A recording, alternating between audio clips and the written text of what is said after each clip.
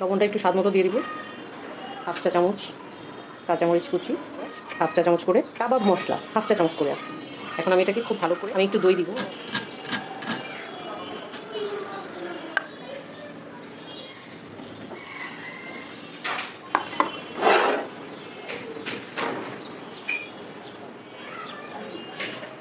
মধ্যে দিয়ে দিব ওই ভাজা জিরার গুঁড়া চিমটি পরিমাণ দিয়ে দিচ্ছি। এটাকে পানি দিয়ে একটা ব্যাটার দিব, ঠিক আছে?